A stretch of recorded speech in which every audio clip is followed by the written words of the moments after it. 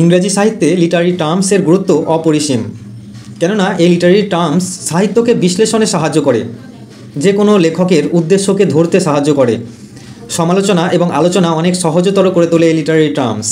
তাছাড়াও এই টার্মস পরীক্ষা এবং লেখালেখিতে অপরিহার্য ভূমিকা পালন করে। আজকে আমরা এই ভিডিওর মাধ্যমে ইংলিশ লিটারি টার্মসের যাবতীয় তথ্য খুঁটিনাটি পর্যবেক্ষণ করব এবং ডেফিনেশন সহযোগে, এক্সাম্পল সহযোগে বিস্তারিত বর্ণনা করব। শুরু করা যাক। প্রথম literary terms, allegory is a narrative technique in which characters and events represent abstract ideas or moral qualities। আমরা ক্লাস 10-এর একটা কবিতা পড়েছি, the mountain and the squirrel. ওটা কিন্তু একটা অ্যালিগরি, কারণ এখানে মাউন্টেন এবং স্কুইরেলের যে ঝগড়া বোঝাচ্ছে, সেই ঝগড়াটা কিন্তু তাদের নিজেদের মধ্যে ঝগড়া নয়। অ্যাকচুয়ালি এর মধ্যে গভীরতর একটা চিন্তাভাবনা লুকিয়ে আছে আমাদের মধ্যে, যে মানুষের অহংকার হতে হয় না, সব জিনিস এই পৃথিবীতে সকলের জন্য সমান, এটা কিন্তু ভাবতে হবে। তো এখানে উদাহরণ যেটা দেওয়া আছে, যে জর্জ অরওয়েলসের animal farm's represent the Russian revolution. এটা একটা ঐতিহাসিক ঘটনাকে রিপ্রেজেন্ট করছে, অর্থাৎ একটা কিছু বলা হবে এবং অন্য কিছুকে মিন করবে, সেটা হচ্ছে অ্যালিগরিক্যাল একটা কবিতা বলো, অ্যালিগরিক্যাল এসে বা শর্ট স্টোরি। এরপরে আমরা দেখব অ্যালিটারেশন। এটা হলো একটা repetition of initial consonant sound. Initial consonant সাউন্ডকে যদি রিপিট করা হয় বারবার, তাহলে আমরা অ্যালিটারেশন পাই। এক্সাম্পল হিসাবে আমরা দেখব Peter pepper picked A pack of picked paper. এটা হচ্ছে অ্যালিটারেশনের উদাহরণ, কারণ প্রত্যেকটা শব্দের আগে কনসোনেন্ট সাউন্ড আছে। আমরা দেখব অ্যালিউশন। অ্যালিউশনের ডেফিনেশন হিসাবে আমরা পাবো an indirect reference to a person, place, events or literary work. যে কোনো পার্সন, প্লেস, ইভেন্ট অথবা লিটারারি ওয়ার্কের যদি ইনডাইরেক্ট রিফারেন্স দেওয়া হয়, তাহলে তাকে অ্যালিউশন বলা হয়। যেমন এক্সাম্পল হিসাবে আমরা দেখতে পাবো হি মেট হিজ ওয়াটারলু অ্যালিউডস টু নেপোলিয়ান। তো নেপোলিয়ানের কাহিনীকে এখানে ওয়াটারলুর সঙ্গে একটু জর্জরিত করা হয়েছে। ঠিক আছে, আমি হয়তো এমন একটা কবিতা লিখলাম যে কবিতার মধ্যে রাম রাবণের যুদ্ধকে আমি অ্যালিউড হিসাবে রাখলাম, তাহলে সেটা কী হচ্ছে, অ্যালিউশন হয়ে যাচ্ছে। কোনো ঐতিহাসিক ঘটনা, কোনো মিথোলজিক্যাল ঘটনা, এই সমস্ত ঐতিহাসিক বা মিথোলজিক্যাল ঘটনা যখন আমি আমার নিজের টেক্সটে ইনক্লুড করব, তখন সেটা অ্যালিউশন হিসাবে গণ্য হবে। এরপরে অ্যাম্বিগুইটি। অ্যাম্বিগুইটি কাকে বলে? Use of language that has multiple possible meaning. তো এমন একটা ভাষা বা শব্দ আমি ব্যবহার করলাম যার দুটো বা তিনটে অর্থ থাকতে পারে, তখন তাকে বলা হয় অ্যাম্বিগুইটি। এর definition, use of language that has multiple possible meaning. Example হিসাবে আমরা পাবো আই স হার ডাক। এখানে আনক্লিয়ার ওয়েদার ডাক is a verb or a noun. এই ডাক অ্যাকচুয়ালি একটা ভার্বও হয়, আবার নাউন হয়, আমরা সবাই জানি। তো সেক্ষেত্রে এটা কোনটা অ্যাকচুয়ালি আমরা কিন্তু বুঝতে পারছি না, সেই জন্য এই ধরনের স্টেটমেন্টকে অ্যাম্বিগুইটি বলা হয়, যার অর্থ বোঝা খুবই কঠিন। এরপরে anaphora. Anaphora repetition of a word or phrase at the beginning of successive clause. At the beginning of successive ক্লজে আমরা রিপিটেশন অফ এ ওয়ার্ড বা ফ্রেজ দেখতে পাবো। এর এক্সাম্পল হিসাবে আমরা পাবো যে I have a dream, I have a dream.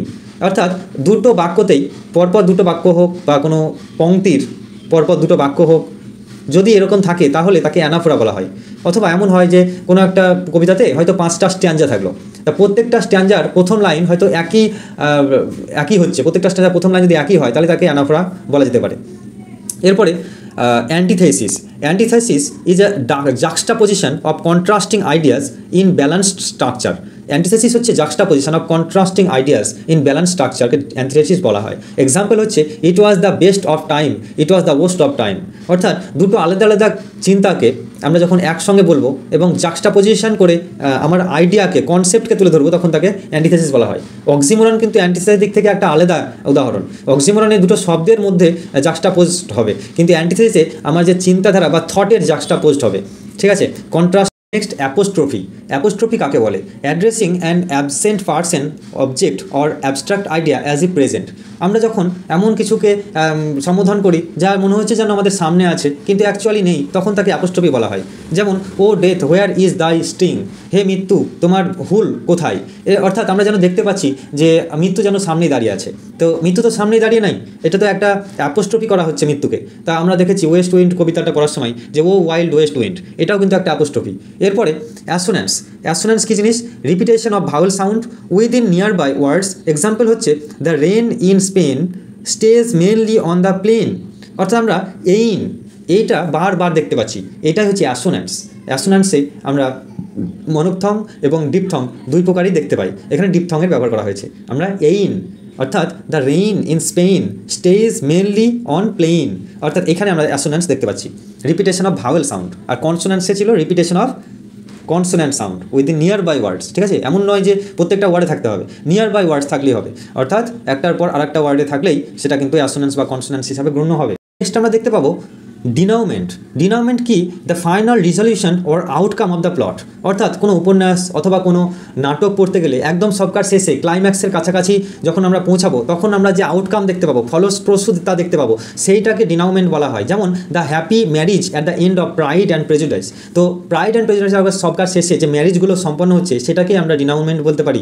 এরপরে ডায়লগ, যখন কোনো একটা নাটকে অথবা কোনো একটা নোভেলে বা শর্ট স্টোরিতে যখন একটা চরিত্র অন্য একটা চরিত্রকে কিছু বলবে, অর্থাৎ conversation between characters in play, novel or poem, তখন সেটাকে ডায়লগ বলা হবে। এক্সাম্পল হিসাবে আমরা Arms and the Man Stoops to Conquer অথবা প্রাইড অ্যান্ড প্রেজুডিসের চরিত্রদের মধ্যে যে ডায়লগ সেটাকে আমরা কনভারসেশনগুলোকে আমরা ডায়লগ বলতে পারি। এরপরে ডিকশন। ডিকশন কথার অর্থ হলো স্টাইল। স্টাইলিজম বলে একটা টার্মস আছে এই ডিকশনের সঙ্গে মানানসই। And author's choice of words and style of expression. Author যে স্টাইলে লেখে, যে ভাবধারায় লেখে, যে গতিতে, যে ছন্দে লেখে সেটাকে ডিকশন বলা হয়।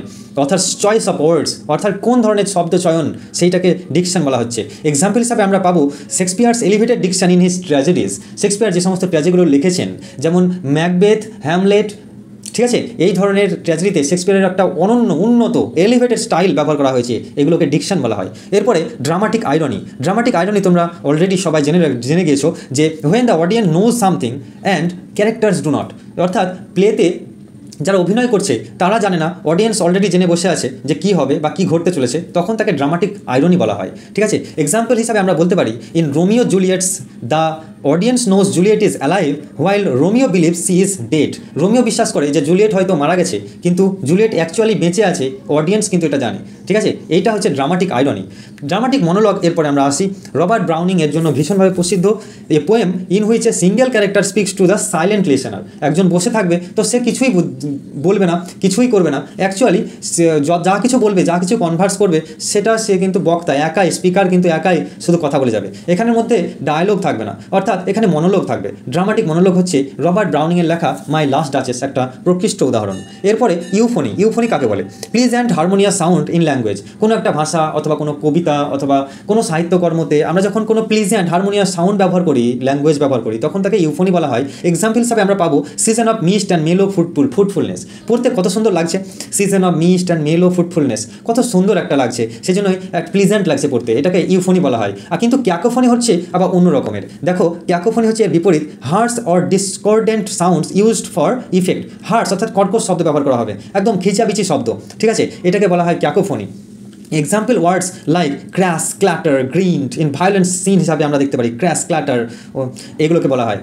এরপরে ইনজাবমেন্ট জানি, আর ইনজাবমেন্ট হচ্ছে একটা literary terms, continuation of a sentence or clause across a line break without punctuated pause. তুমি জানো কবিতা পড়তে পড়তে দেখেছো যে একটা কবিতার একটা লাইন শেষ হলো না, দ্বিতীয় লাইনে ওই লাইনটারই সঙ্গে জোর দিল, যে দ্বিতীয় লাইনের মাঝখানে ফুল স্টপ দেওয়া থাকলো। এই বিষয়গুলোকে ইনজাবমেন্ট বলা হয়। অর্থাৎ কোনো কবিতার একটা লাইনে ফুল স্টপ না থেকে সেই লাইনটা দ্বিতীয় লাইন পর্যন্ত বর্ধিত করা হয়। ইংরেজিতে বলতে গেলে এরকম হবে যে continuation of a sentence or clause across a line break without punctuated pause. Example হিসাবে আমরা দেখতে পারি যে এখানে এক্সাম্পলটা দেওয়া নাই, তোমরা একটু দেখে নেবে। এরপরে এপিগ্রাম। এপিগ্রাফটা কি? ডেফিনেশন হচ্ছে a short quotation or saying at the beginning of A book or chapter intended to suggest, এটাকে বলা হয় যে এপিগ্রাফ বলা হয়। ঠিক আছে, এরপরে ফ্রি ভার্স। ফ্রি ভার্স কি না, তো poetry that does not follow a regular metre. যে কবিতা কোনো রেগুলার মিটারকে ফলো করে না তখন তাকে ফ্রি ভার্স বলা হয়। যেমন আমরা iambic pentameter, iambic tetrameter, trochaic tetrameter এগুলো পড়েছি। তো এই ধরনের যখন একটা রিদমিক্যাল ছন্দ যখন না থাকবে তখন তাকে ফ্রি ভার্স বলা হবে। এক্সাম্পল হিসাবে Walt Whitman's leave of grass, এটা কিন্তু মনে রাখতে হবে। লিভ অফ গ্রাস, ওয়াল্ট হুইটম্যানের লিভ অফ গ্রাস হচ্ছে প্রকৃষ্ট ফ্রি ভার্সের উদাহরণ। অন ক্লিং এ ট্রি আমরা পড়েছিলাম যে ক্লাস 11-12-এর একটা কবিতা ছিল, সেটাও কিন্তু একটা ফ্রি ভার্সের উদাহরণ। মানে লাইনগুলো এখানে হয়তো প্রথম লাইনে হয়তো 4টা সিলেবেল থাকলো, দ্বিতীয় লাইনে দেখতে পাওয়া গেল 10টা সিলেবেল আছে, 3 নম্বর লাইনে দেখতে পাওয়া গেল 8টা সিলেবেল আছে। অর্থাৎ এইভাবে ফ্রি ভার্সে লেখক তার নিজের মতো করে লিখেছে, এটাকে ফ্রি ভার্স বলা হয়। এরপরে জনরা লিটারেচারে একটা খুব গুরুত্বপূর্ণ, এটা হচ্ছে category of literary composition. Literary কম্পোজিশনের যে কোনো ক্যাটাগরিকে জনরা বলা হয়, characterised by similarities in form, style and subject matter. ঠিক আছে, এটাকে বলা হয় জনরা। এক্সাম্পল হিসাবে আমরা পাবো নোভেল, ড্রামা, লিরিক, এপিক, এগুলোকে। এরপরে আমরা আসি হিউব্রিস কাকে বলে? Excessive pride or self confidence that often leads to A characters downfall. তো এখানে এক্সেসিভ প্রাউডনেস থাকবে, অর্থাৎ কোনো চরিত্রের একটা বিশাল অহংকার থাকলো অথবা বিশাল একটা ওভার অ্যাম্বিশন থাকলো, তার কারণে যে চরিত্রের ডাউনফল হয়। আমরা ম্যাকবেথ পড়তে গিয়ে দেখেছি যে লেডি ম্যাকবেথের চরিত্রে এরকম ওভার অ্যাম্বিশন ছিল, যার ফলে সেই ক্যারেক্টারের ডাউনফল হয়েছিল। এই বিষয়টাকে বলা হচ্ছে হিউব্রিস। তো এক্সাম্পল হিসাবে Oedipus hubris leads to his tragic fate. ইডিপাসের যে হিউব্রিস বা অহংকার বা এরকম গরিমা, ঠিক আছে, এটাকে বলা হয় হিউব্রিস। নেক্সট হাইপারবোল মানে কি? Definition, deliberate exaggeration used for emphasis or effect. ঠিক আছে, আমি তোমাকে মিলিয়ন টাইম বললাম, তো এখানে কেউ তো আর 10 লক্ষ বার কোনো কিছু কথা বলতে পারবে না কাউকে, হয়তো সে 10 বার বলেছে। তা এই কথাটাকে যদি সে বাড়িয়ে বলে যে আমি তোমাকে 100 বার বললাম, তো সেটাকে হাইপারবোল বলা হবে। এক্সাম্পল হিসাবে I am so hungry I could it A horse. আমি ইন্টারভিউ বোর্ডে তোমাকে কিন্তু লিটারারি টাইপস থেকেও প্রশ্ন ধরতে পারে, তাই তোমাকে আগে থেকে প্রস্তুতি তো নিতেই হবে। প্রশ্ন করতে পারে লিটারারি টার্মস থেকেও। তাই এখন থেকে যদি তোমরা এই বিষয়গুলো ভালোভাবে পড়ো, তাহলে তোমাদের জন্য এটা উপকারী হবে।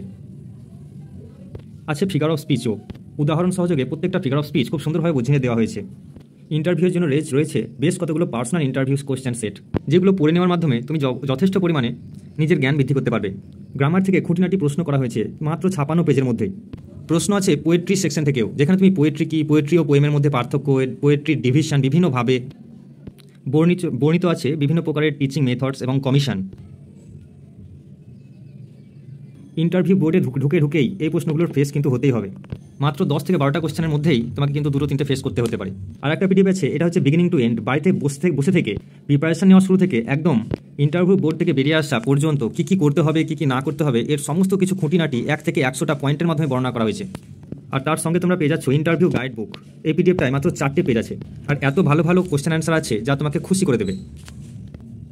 আর আছে whole history of English literature থেকে খুঁটিনাটি সব প্রশ্ন, প্রত্যেকটা এজ ওয়াইজ আলাদা আলাদা করে খুঁটিনাটি প্রশ্ন আছে। ওল্ড ইংলিশ বা অ্যাংলো সাকসন লিটারেচার থেকে কোশ্চেন, সমস্ত কালারফুল পিডিএফগুলো তোমরা পেয়ে যাবে। Middle English literature, early modern, new classical, restoration period, Victorian period, Elizabethan, Jacobian, Caroline এবং কমনওয়েলথ। থিওরি এবং ওয়ান লাইনার কোশ্চেন উভয়ই আছে।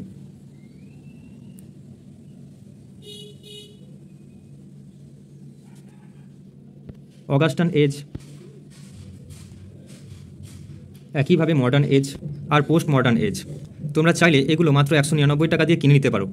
বাই করার জন্য স্ক্রিনে দেওয়া যে নম্বর আছে ওই নম্বরে হোয়াটসঅ্যাপ করো, পেমেন্ট করার পর স্ক্রিনশট দিয়ে দাও, আমি তোমাকে 10 মিনিটের মধ্যেই পাঠিয়ে দেবো। এখানে তোমরা বিএডের অনেক সিচুয়েশনাল ভিত্তিক কোশ্চেনও পেয়ে যাবে। আমাদের এই ইউটিউব চ্যানেলে আমরা হিস্টোরিক্যাল বেসড কোশ্চেনগুলো শেষ করার পর আমাকে 2016 সালে এসএলএসটি এক্সামে যে কোশ্চেনগুলো করা হয়েছিল সেগুলো সম্পর্কে আমরা ডিসকাস করবো, পাশে থেকো।